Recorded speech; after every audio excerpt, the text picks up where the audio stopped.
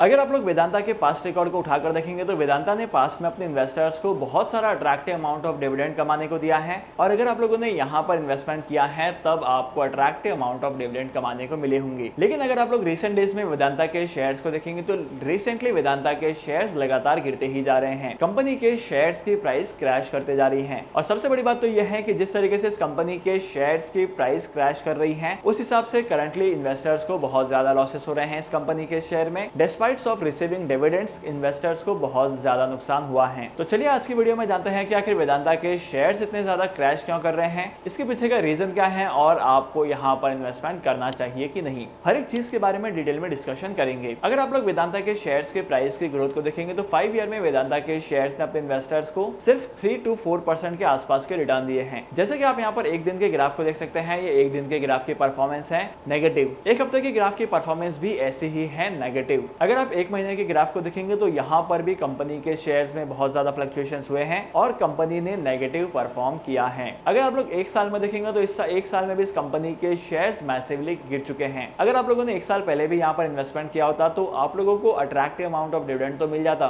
लेकिन आपके इन्वेस्टमेंट के पोर्टफोलियो का जो साइज है, आपके इन्वेस्टमेंट के पोर्टफोलियो का जो अमाउंट है वो कम हो जाता था। और वेदांता के शेयर्स की प्राइस के गिरने के पीछे का रीजन क्या है पता है? अगर आप लोग वेदांता के शेयर होल्डिंग पैटर्न को देखेंगे तो यहाँ पर आपको पता चलेगा कि वेदांता ने हिंदुस्तान जिंक के शेयर्स में भी इन्वेस्टमेंट किया है और वेदांता हिंदुस्तान जिंक का सबसे बड़ा इन्वेस्टर है। और तो और जब भी हिंदुस्तान जिंक अपना डिविडेंड डिक्लेयर करती है तो डिविडेंड का सबसे ज्यादा पार्ट जो होता है वो वेदांता के पास ही जाता है और हिंदुस्तान जिंक से मिला हुआ डिविडेंड जो है वो वेदांता अपने इन्वेस्टर्स के साथ शेयर कर देता है। अप्रोक्सीमेटली 80% से 90% तक का अमाउंट जो है वो एज ए डिविडेंड डिक्लेयर कर देता है। इसी की वजह से इन्वेस्टर्स को डिविडेंड कमाने को मिलते हैं। और अगर आप लोग करंटली देखेंगे तो करंटली कंपनी का जो डेट है वो काफी तेजी से बढ़ते जा रहा है। रिसेंटली कंपनी के बहुत सारे ड्यूज हो चुके हैं और इसी की वजह से कंपनी के क्रेडिटर्स बढ़ते ही जा रहे हैं। इसके अलावा वेदांता ने मेजर स्टेक होल्ड किया है वेदांता रिसोर्सेज का, जो कि एक इंटरनेशनल कंपनी है और ये कंपनी जो है वो माइनिंग का काम करती है। और अगर आप लोग माइनिंग की इंडस्ट्री को देखेंगे तो रिसेंटली माइनिंग की इंडस्ट्री में बहुत ज्यादा ग्रोथ दिखाई दी थी और इसी ग्रोथ को देखते हुए मार्केट में से बहुत सारे इन्वेस्टमेंट किए हैं वेदांता ने, जिसकी वजह से करंटली वेदांता का इन्वेस्टमेंट कॉस्ट जो है वो काफी ज्यादा बढ़ चुका था। और अगर आप लोग वेदांता के कैश फ्लो स्टेटमेंट को देखेंगे तब यहाँ पर भी आपको कुछ सर्टेन अमाउंट्स नेगेटिव में दिखाई दिए होंगे। लेकिन करंटली मार्केट की सिचुएशन ऐसी है कि वेदांता ने जिन कंपनीज के शेयर्स में इन्वेस्टमेंट किया उन कंपनीज में पहले तो प्रॉफिट्स हो रहे थे, लेकिन अब उन कंपनीज में लॉसेस होने लगे हैं और इन लॉसेस की वजह से इनका बहुत ज्यादा नुकसान हो चुका है। इसके अलावा रिसेंटली वेदांता की न्यूज आई थी जहां पर प्रमोटर्स ने कहा था कि मार्केट में जितने भी शेयर लिस्टेड हैं ये सारे के सारे शेयर्स इनके प्रमोटर्स को वापस दे दिए जाए एक अट्रैक्टिव वैल्यूएशन पर। और इस अट्रैक्टिव वैल्यूएशन के बाद कंपनी जो है वो खुद को डिलिस्ट करने वाली थी और एक प्राइवेट कंपनी बनने वाली थी। लेकिन मार्केट में जब ये प्रपोजल रखा गया तो मेजॉरिटी इन्वेस्टर्स ने इस प्रपोजल को एक्सेप्ट नहीं किया। इसकी वजह से इस कंपनी के शेयर्स की डिलिस्टिंग नहीं हो पाई और कंपनी को स्टॉक मार्केट में लिस्टेड रहना पड़ा। और जिस तरीके से कंपनी के शेयर्स की प्राइस गिरते जा रही थी उस हिसाब से लोग इन्वेस्टमेंट करना कम कर रहे थे और यहाँ पर कंपनी के शेयर्स बहुत ज्यादा वोलेटाइल हो चुके थे और कंपनी के शेयर्स की प्राइस भी गिरने लगी थी। तो इन सारे रीजन की वजह से इस कंपनी के शेयर्स की प्राइस गिरते जा रही थी। आई होप कि अभी तक की वीडियो में आपको ये तो समझ में आ गया है कि वेदांता के शेयर्स की प्राइस क्यों गिरने लगी है। लेकिन अगर आप लोग वेदांता के शेयर्स में इन्वेस्टमेंट करना चाहते हैं तो आई वुड पर्सनली से कि आपको करंटली यहाँ पर इन्वेस्टमेंट नहीं करना है। कंपनी के शेयर्स की प्राइस बहुत ज्यादा वोलेटाइल हो चुकी है और इस कंपनी पर करंटली बहुत सारे ऐसे डेट के बर्डन है और बहुत सारे एलिगेशंस भी हैं। तो जितना ज्यादा हो सके उतना ज्यादा इस कंपनी के शेयर से दूर रहना। अगर आप लोग यहाँ पर इन्वेस्टमेंट करते हैं और सोचते हैं कि आने वाले टाइम पीरियड में इस कंपनी के शेयर्स फिर से ग्रो करेंगे और यहाँ पर आपको अट्रैक्टिव अमाउंट ऑफ रिटर्न कमाने को मिलेंगे, तो ऐसा बहुत ही रेयर केसेस में हो सकता है। आई होप कि आज की वीडियो का कंटेंट आपको वैल्यूएबल लगा होगा। डीमैट अकाउंट ओपन करने के लिए टॉप 3 ब्रोकर्स के लिंक मैंने आपको डिस्क्रिप्शन में दे दी है, वहां पर जाकर आप डीमैट अकाउंट ओपन कर सकते हैं और स्टॉक मार्केट में इन्वेस्टमेंट करना स्टार्ट कर सकते हैं। तो आज के इस इंपॉर्टेंट वीडियो को यहीं पर खत्म करते हैं और मैं आपको मिलूंगा अगली वीडियो में नए टॉपिक के साथ, एक इंटरेस्टिंग टॉपिक के साथ। तब तक के लिए signing off, happy investing and good bye.